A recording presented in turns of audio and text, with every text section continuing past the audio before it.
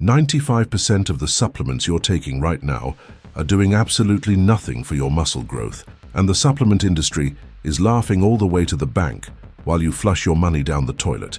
I'm about to tell you exactly which 3 supplements actually matter, and it's going to make a lot of people in this industry very uncomfortable. Let me be crystal clear from the start. I'm not here to sell you anything. I don't have a supplement line. I don't have affiliate codes for 30 different products. What I do have is 2 decades of experience in this field, hundreds of research papers read, and zero tolerance for the nonsense that's been fed to you by influencers who get paid every time you click their links. So if you're looking for someone to validate your shopping cart full of overpriced garbage, this isn't the video for you. But if you want the truth, even if it means realizing you've been wasting money for years, then stick with me. The supplement industry is worth over $150 billion globally. Think about that for a second.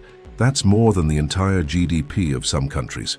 And here's the dirty secret nobody wants you to know. Most of that money comes from products that have little to no scientific evidence supporting their claims. They're banking on your desperation, your impatience, and your willingness to believe that there's a magic pill that's going to bridge the gap between where you are and where you want to be. But here's the reality. Building muscle comes down to 3 fundamental things: progressive overload in your training, eating enough protein and calories to support growth, and recovering adequately. That's it. That's the foundation. Supplements are called supplements for a reason. They supplement a solid foundation. They don't replace it, and most of them don't even supplement it effectively. So let me take you through the landscape of what you've been sold. Pre-workout blends with 40 different ingredients and a proprietary blend label so you don't even know what you're getting. Testosterone boosters that wouldn't boost a teenager's testosterone, let alone yours. Branched-chain amino acids that are completely redundant if you're eating adequate protein. Fat burners that do nothing except make you jittery and poor. Recovery formulas with ingredients that sound scientific but have 0 human studies showing they work. The list goes on, and you know what the worst part is. You probably know someone, maybe it's you, who's taking 10 different supplements every day, spending hundreds of dollars a month, and seeing minimal results. Meanwhile, someone else is taking nothing or almost nothing, training smart, eating right, and progressing steadily. That's not a coincidence. That's the difference between understanding what actually matters and falling for marketing. Now, I'm going to tell you about 3 supplements, just 3. These are the only ones with substantial scientific evidence showing they can enhance muscle growth, improve performance, or fill nutritional gaps that are difficult to address through diet alone. Everything else is either marginally effective at best or complete snake oil at worst. The first supplement is creatine monohydrate. And before you roll your eyes and think you already know this, I need you to understand why creatine is different from 99% of supplements out there. Creatine is the most researched supplement in sports nutrition history.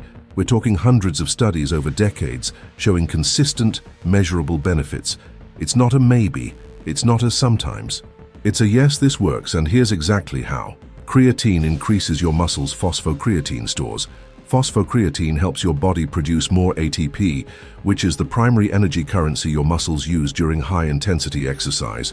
More ATP means you can do more reps, lift heavier weights, and push harder during your workouts. That additional volume and intensity over weeks and months translates directly into more muscle growth. It's that simple. Studies consistently show creatine supplementation can increase strength by 5 to 15% and lean muscle mass by several pounds over the course of weeks to months. That's not magic. That's just your body having more readily available energy to perform at a higher level. And here's the beautiful part. Creatine monohydrate is dirt cheap. You can get a year's supply for less than what most people spend on a single tub of some overhyped pre-workout. You don't need creatine HCl. You don't need buffered creatine. You don't need creatine ethyl ester. Those are just marketing gimmicks to justify higher prices. Creatine monohydrate is the form used in almost all the research. It's the most effective, and it's the cheapest. 5 grams per day every day. You don't need to load, you don't need to cycle, you don't need to take it at a specific time. Just take it consistently. And no, creatine doesn't damage your kidneys if you have healthy kidneys to begin with. No, it doesn't cause hair loss. That's based on one poorly designed study that's been debunked repeatedly. No, you don't need to drink a gallon of water just because you're taking creatine, though staying hydrated is always smart. The amount of misinformation around creatine is staggering, considering how well studied it is. The second supplement is protein powder.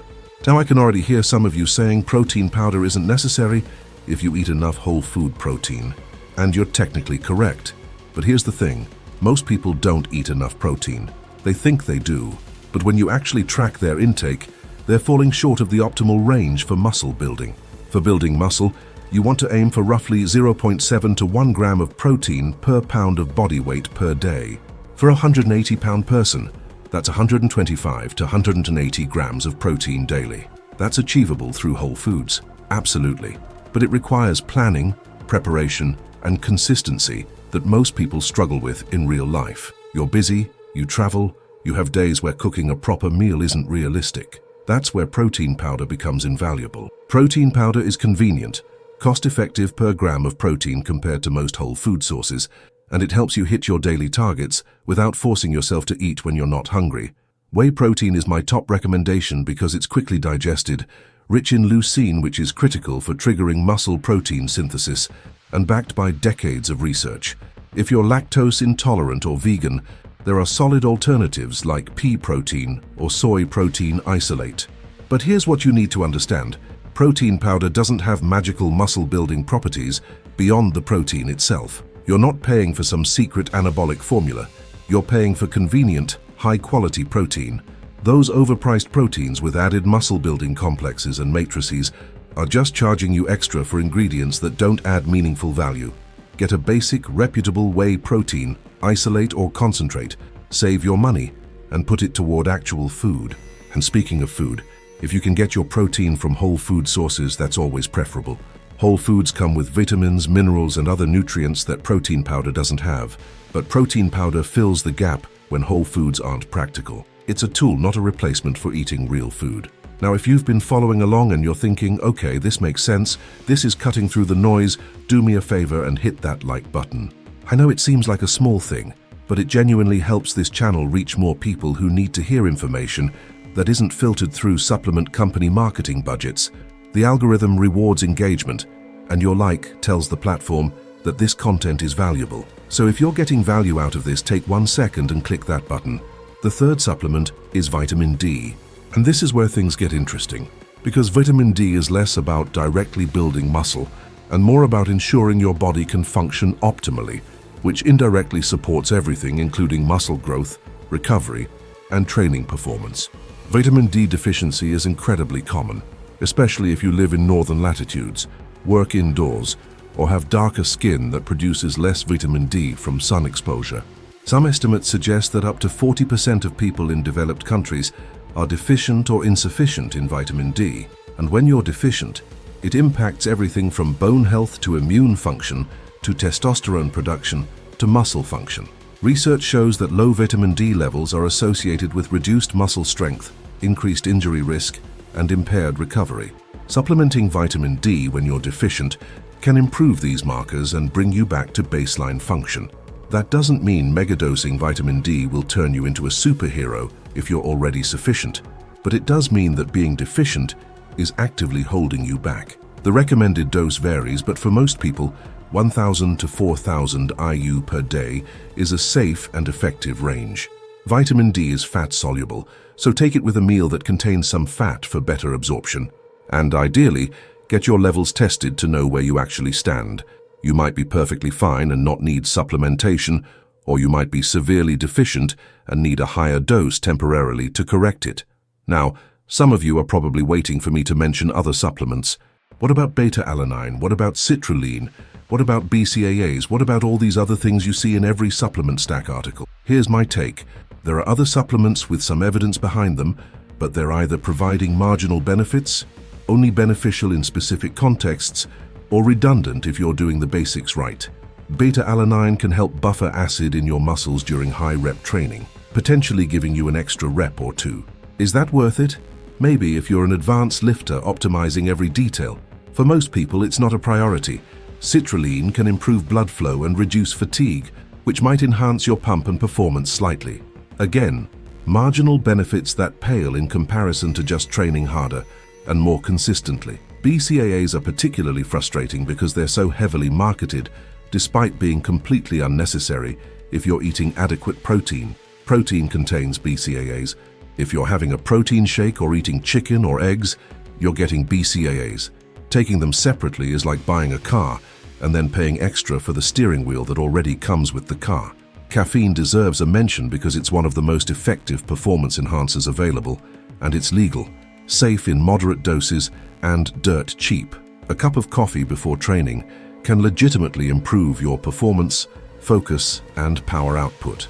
But I didn't include it in my top 3 because most people are already consuming caffeine, and it's not something you need to buy in supplement form unless you want precise dosing. The point I'm hammering home is this: the supplement industry survives by convincing you that you need dozens of products to succeed. They create problems that don't exist and sell you solutions that don't work. They prey on your insecurities and your desire for shortcuts. And they do it brilliantly because they understand psychology better than they understand physiology. Think about how supplements are marketed. You see a jacked athlete or influencer promoting some product, and they'll tell you it's part of their secret. What they don't tell you is that they're also on an optimized training program written by expert coaches, following a meticulously planned diet prepared by nutritionists, potentially using performance-enhancing drugs that they won't admit to, and getting paid substantial money to promote that supplement regardless of whether they actually use it. You're not getting their results from their supplement stack. You're getting their results from the 10 other things they're doing that they're not talking about, because those things require hard work and discipline, and there's no money in telling you that. If you want to keep getting this kind of honest, no-nonsense information that actually helps you instead of just trying to sell you something, subscribe to this channel. I'm not here to make friends with supplement companies. I'm here to give you the truth so you can make informed decisions about your training, your nutrition, and your money. So hit that subscribe button, turn on notifications, and let's keep cutting through the industry garbage together. Now let me address something important: individual variation. Some people respond better to certain supplements than others due to genetics, diet, training status, and other factors. Maybe you've tried creatine and genuinely didn't notice any benefit. That's possible for non-responders, though they're a small minority. Maybe you already get plenty of vitamin D from sun exposure and diet. That's great. You don't need to supplement it. The 3 supplements I've outlined are based on broad evidence showing benefit for most people most of the time, but you need to assess your own situation. Are you training hard enough to even benefit from creatine's performance enhancement? Are you eating enough protein overall that adding more through powder makes sense? Are you actually deficient in vitamin D, or are you assuming you are? This is where honesty and self-awareness matter more than just following advice blindly. Track your training, track your nutrition, and make decisions based on data, not feelings or hopes. Let me also talk about something nobody else wants to discuss: the placebo effect in supplements. It's real, it's powerful, and it's not necessarily a bad thing. If you believe a supplement is helping you, and that belief makes you train harder and more consistently, you might see results even if the supplement itself is doing nothing. The problem is when you're paying $100 a month for that placebo effect, when you could achieve the same psychological boost from a $5 product or from simply believing in your training program. I'm not saying the placebo effect is evil. I'm saying don't let supplement companies charge you premium prices to manipulate your psychology. If you need psychological tools to stay motivated and consistent, find cheaper or free ones. A training journal, a workout partner, progress photos, or simply the satisfaction of showing up and doing the work. Here's a question I want you to answer in the comments, and I'm genuinely curious about your experience. Have you ever spent serious money on a supplement that you later realized did absolutely nothing for you? What was it? And what made you realize it wasn't working? I want to hear your stories because I think we can all learn from each other's mistakes in this industry. Now I want to talk about something that matters to me personally and to this channel. Creating content like this, doing the research, cutting through the marketing lies, and delivering information that actually helps you takes time and resources.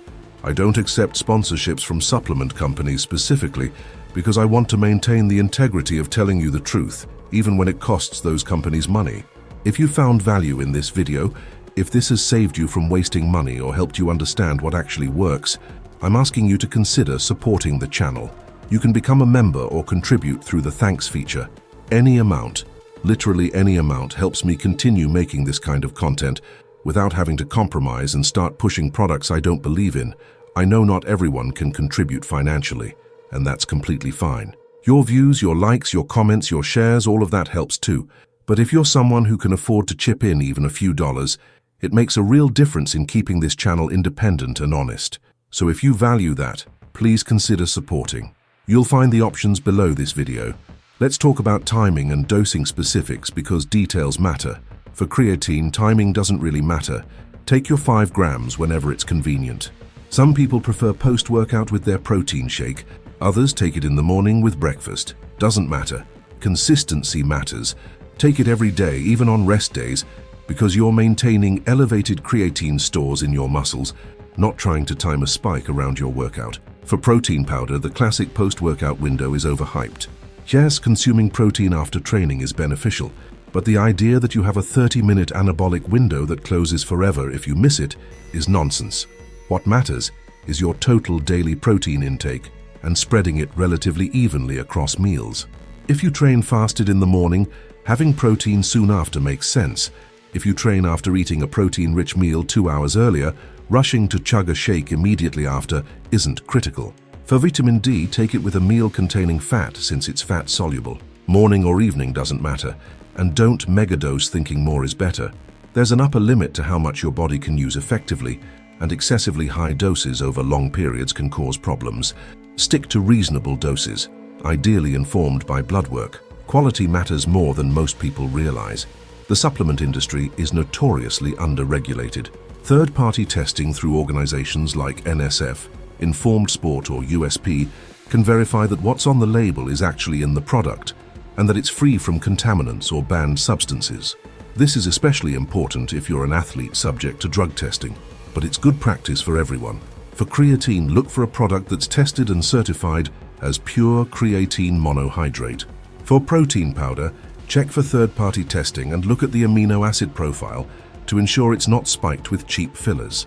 For vitamin D, make sure you're getting D3, which is more effective than D2, and verify the dosage is accurately labeled. Now let's address the elephant in the room: steroids and other performance-enhancing drugs. I'm bringing this up because it's relevant to the conversation about supplements. A huge portion of the fitness influencers and athletes promoting supplements are using drugs. That's not speculation, that's reality. And when someone on steroids tells you their supplement stack is key to their results, they're either lying to you or lying to themselves. This creates a massively distorted perception of what's achievable naturally and what role supplements play.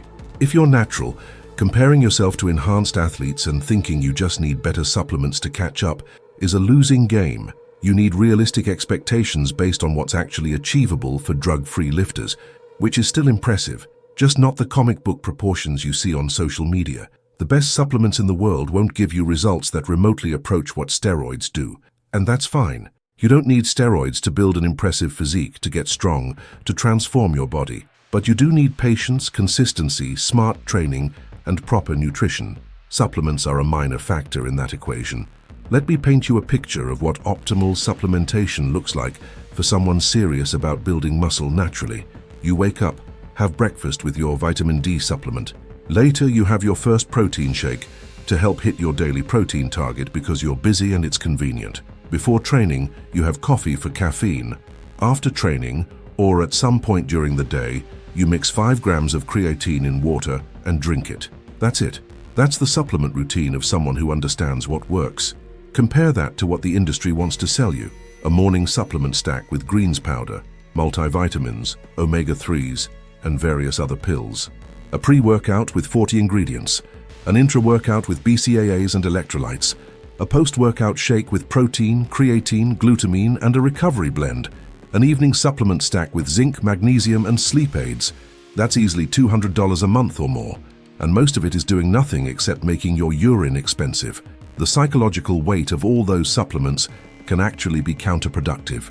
You start believing your results depend on taking all these products perfectly, and when you inevitably miss something or run out of something, you feel like you're sabotaging yourself. That's not a healthy relationship with supplementation. Supplements should make your life easier and support your training, not become a source of stress and dependency. Here's what I want you to take away from this. Simplicity wins. Focus on training hard with progressive overload. Eat enough protein and calories to support growth. Sleep adequately. Manage stress. Those are the big rocks. Creatine, protein powder when needed, and vitamin D if you're deficient. Those are small pebbles that fill in the gaps. Everything else is sand that doesn't meaningfully contribute to the jar. The fitness industry at large has inverted this. They want you focused on the sand, obsessing over which exotic berry extract or amino acid derivative might give you a 0.1% advantage, while ignoring the fact that your training program is poorly designed and you're not eating enough food. It's backwards, it's intentional, and it's profitable for everyone except you. I've seen people spend thousands of dollars a year on supplements while refusing to hire a coach or invest in a proper gym membership or buy quality food. That's a fundamental misunderstanding of priorities. If you have limited money to invest in your fitness, spend it on things that have the biggest impact. Knowledge through coaching or education, access to good equipment and facilities, and quality nutrition.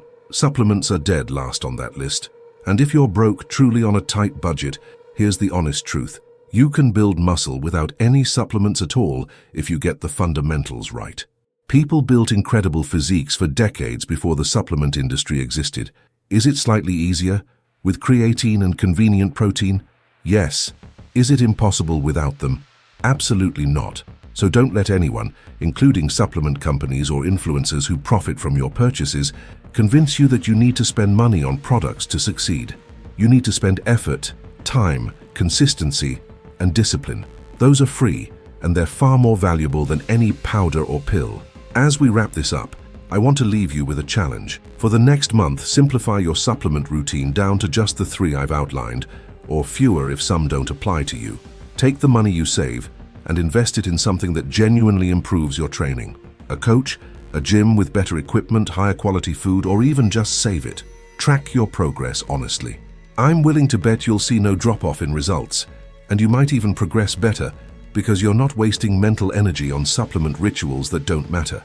The supplement industry has convinced generations of lifters that they need a cabinet full of products to succeed. I'm here to tell you that's a lie. You need hard work, smart programming, adequate nutrition, and patience. Creatine helps. Protein powder helps if you need it. Vitamin D helps if you're deficient. That's the list. That's the truth. And anyone telling you differently is trying to sell you something. Stay skeptical, stay informed, and stay focused on what actually builds muscle. The work you put in at the gym and the food you eat at the table. Everything else is just noise.